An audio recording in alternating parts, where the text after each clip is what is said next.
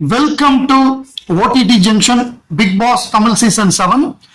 So இப்போ இதுல ரெண்டு விஷயம் பார்க்க போறோம். ஒன்னு வந்து மணிச்சந்திராக்கு நடத்தக்கூடிய பாராட்டு விழா, கலாட்டா சார்பாக மணிச்சந்திராக்கு ஃபேன்ஸ் மீட் நடக்க போது. அது தொடர்பாக அவங்க ஏகப்பட்ட போஸ்ட் போடுறாங்க.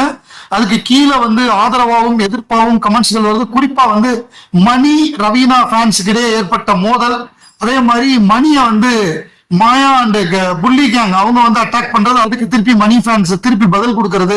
ஸோ இந்த மாதிரி விஷயங்கள். அதுக்கப்புறமாக அர்ச்சனா அவர்கள் போட்டிருக்கிற ஒரு இன்ஸ்டாகிராம் ஸ்டோரி. ஸோ அதுதான் இப்ப வந்து நம்மளுடைய கவனத்தை ஈர்க்குது. அதுல அவங்க என்ன சொல்றாங்க அப்படின்னா, பை பை சென்னை வெக்கேஷன் மூடு, வெக்கே மோடுன்னு போட்டாங்க. பின்னாடி வந்து அனிமல் படத்துல வரக்கூடிய அந்த பாடல், அந்த ஜமால் இன்ட்ரோடக்ஷன் அந்த பேக்ரவுண்ட்ல போட்டு விட்டு அவங்க கிளம்பிட்டாங்க வெக்கேஷனுக்கு. ஸோ கூலிங் கிளாஸை போட்டு ஜம்முன்னு. ஸோ எந்த ஊருக்கு போறாங்க அப்படின்னு தெரியல. அவங்க அந்த ஊருக்கு போயிட்டு பிக்சர் போடுறப்பதான் நமக்கு தெரியும் ஏதாவது ஹில் ஸ்டேஷன் போறாங்களா, எங்க போறாங்க அப்படிங்கிறது. போயிட்டு பிக்சர் போட்டு அது போட்டாதான் நமக்கு தெரியும். நம்பர் 1. நம்பர் 2, ஸோ அப்ப எல்லாருமே இப்ப வெக்கேஷன் அப்படின்னா இப்ப இது கிடையாதா, பிக் பாஸ் கொண்டாட்டம் இந்த முறை கிடையாதா, இல்ல கொஞ்சம் தள்ளி வச்சிருக்காங்களா? ஏன்னா நிச்சயம் வைக்காம விட மாட்டாங்க. ஏன்னா அவங்க எல்லார்ட்டையும் பேட்டி எடுத்துக்கிட்டு இருக்காங்க. அதாவது ஐஷு பேட்டியை கூட விடல பாருங்க அவங்க.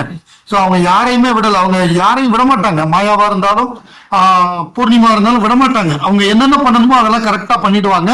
ஏன்னா அது அவங்களுக்கு கண்டென்ட் இல்ல. ஸோ அவங்கள பொறுத்தவரை இதெல்லாம் அவங்க வந்து அக்ரிமெண்ட்லயே சொல்லியிருப்பாங்க.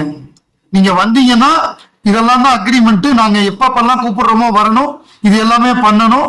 ஸோ அந்த இது வாட் எவர் நாங்க எப்ப எலிமினேட் பண்றோமோ நீங்க எலிமினேஷன் எல்லாமே சொல்லியிருப்பாங்க. நாங்க கொடுத்தா ரெட் கார்டு கொடுத்தது தான். அது வந்து அதுக்கு மேல வந்து எதுவும் இதெல்லாம் கிடையாது. அதுக்கு மேல அப்பீல்லாம் பண்ண முடியாதுன்னு எல்லாமே கிளியர் கட்டா விளக்கியிருப்பாங்க. ஏன்னா இதுக்கு முன்னாடி ரெட் கார்டு வாங்கின யாருமே ரெட் கார்டை எடுத்து பேசினது இல்லை. மகத் ரெட் கார்டு வாங்கியிருக்காரு, சரவணன் ரெட் கார்டு வாங்கியிருக்காரு, பிரதீப் வாங்கியிருக்காரு. பிரதீப்புமே எங்கேயுமே வந்து பேட்டி கொடுக்கலையே. சோ அவர் ட்விட்டர்ல போட்டுக்கிட்டு இருந்தாரே தவிர எதுலையுமே ஓப்பனா வந்து பேட்டி கொடுக்கல இல்ல. சோ அதனால வந்து அப்படிலாம் பேட்டி எல்லாம் கொடுத்துட முடியாது. அவங்க அக்ரிமெண்ட் அந்த மாதிரிதான் போட்டிருப்பாங்க. சோ இப்ப இவங்க நம்ம அர்ச்சனா போறது அப்படிங்கிறது வந்து ஸோ இப்போதைக்கு பிக் பாஸ் கொண்டாட்டம் இல்லை அப்படிங்கிறது தான் நமக்கு தெரியுது. ஸோ எப்ப பிக் பாஸ் கொண்டாட்டம் இருக்கும், அதுக்கு ஏதாவது அப்டேட் வந்ததுன்னா ஸோ அதை இமீடியட்டா நான் இது பண்றேன், அப்டேட் பண்றேன், இமீடியட்டா ஷேர் பண்றேன். மணிச்சந்திராக்கு பாராட்டு விழா. ஸோ அது சம்பந்தமாக கமெண்ட்கள் வந்துகிட்டு இருக்கு. அது நெகட்டிவாவும் பாசிட்டிவாவும் நிறைய வருது. வெயிட்டிங் ஃபார் இட் மாஸ்டர் அப்படின்னு ஒருத்தர் போட்டிருக்காரு. அதுக்கு கீழே மக்குமணி ஐ மிஸ்யூன்னு போட்டிருக்காரு. ஸோ அந்த மக்குமணி மிஸ்யூன்னு போட்டதுக்கு புறம்போக்கு அப்படின்னு ஒருத்தர் திட்டிருக்காரு. என்ன சொல்ல வரீங்க புறம்போக்கு என்றால் என்ன, நீங்கள் மக்குமணி ஃபேனா அப்படின்னு ஒருத்தர் கேட்கிறாரு. வேற யாரும் இல்ல, அது மாயா கிருஷ்ணன் இவளோட ஃபேக் ஐடி தான், இன்னும் வன்மத்தை கக்கிட்டு வரா அப்படின்னு போட்டிருக்காங்க. ஆயா சூனியக்காரி சொம்பு அப்படின்னு போட்டிருக்காங்க. பிக் பாஸ் பீட் team please come Sri Lanka please. Mani Raveena Dinesh Vishnu you are brother and angel please welcome to Sri Lanka. Okay Mani reply me okay please அப்படின்னு போட்டிருக்காங்க. மணி ரவீனா ப்ராப்ளம் சால்வ் பண்ணுங்க. இல்ல மணி ரவீனா ப்ராப்ளம் சால்வ் பண்ணுங்க. ரவீனா பீப்புள் ஹேட் பண்றாங்க, சால்வ் பண்ணுங்க. ரவீனா பாவம் ப்ளீஸ் சால்வ் பண்ணுங்கன்னு ஒருத்தர் வந்து புலம்பிட்டு இருக்காரு. இவர் ரவீனா ஃபேன் போல் இருக்கு. மணி ப்ளீஸ் ரவீனா ரொம்ப கேவலமா பேசுறாங்க, ப்ளீஸ் ப்ராப்ளம் சால்வ் பண்ணுங்க அப்படின்னு கேட்டுக்கிட்டே இருக்காங்க. ஸோ ஹவு அன்லக்கி ஐ ஆம் sick and I cannot even meet my favorite. Hope I meet you soon and let how you mean to us அப்படின்னு சொல்லி அவங்க மணி ஃபேன் போல் இருக்கு. அவங்க ஹாப்பியாறாங்க. ஒருத்தர் வந்து இந்த கமெண்ட்டை எல்லா போஸ்ட்லையும் போடுறாரு. விமல், சூர்யா, கார்த்திக், ரம்ப கம்மிங் வந்தா நல்லா இருக்கும், try your level best to bring team. Geetha அப்படிங்கிறவங்க இதை போடுறாங்க. Happy for the luckiest people அப்படிங்கிறாங்க. ப்ளீஸ் மவீனா அப்டேட் அப்படின்னு ஒருத்தர் போட்டிருக்காரு. மணி ரவீனா லவ் அப்படிங்கிற அந்த இதுல இருந்து மிஸ் யூ நான் ஒருத்தர் போட்டிருக்காரு. மணிக்கு தமிழ் ரீட் பண்ண தெரியாது, கமெண்ட் படிக்க மாட்டாரு அப்படின்னு போட்டிருக்காரு. ஸ்ரீலங்கா வாங்க அப்படின்னு ஒருத்தர் போட்டிருக்காரு. மணிச்சந்திரான்னு ஒருத்தர் போட்டிருக்காரு. மணிச்செல்லோ ஐ லவ் யூ செல்லோ அப்படின்னு ஒருத்தர் போட்டிருக்காரு.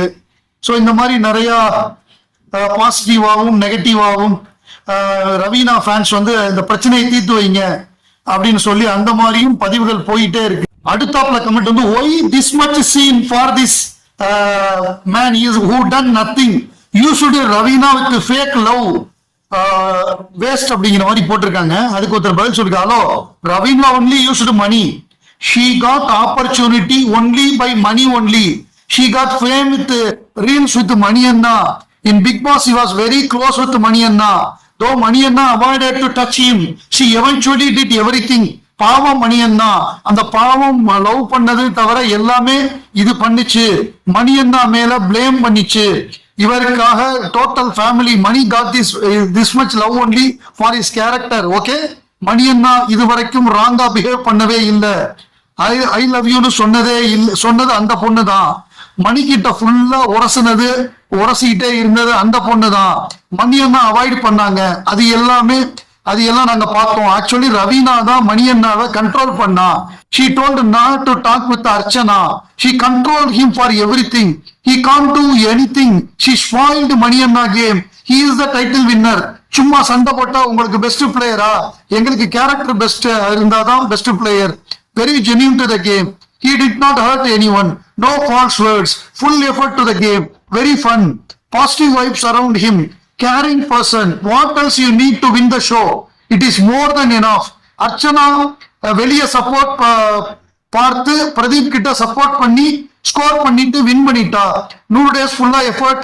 He is the winner of the game அப்படின்னு சொல்றாங்க. இதுக்கு என்னோட பதில் என்னன்னா, அர்ச்சனா வெளியில பிரதீப் சப்போர்ட்டை பார்த்து உள்ள பிரதீப்பை சப்போர்ட் பண்ணி வின் பண்ணிட்டா அப்படிங்கிறாங்க.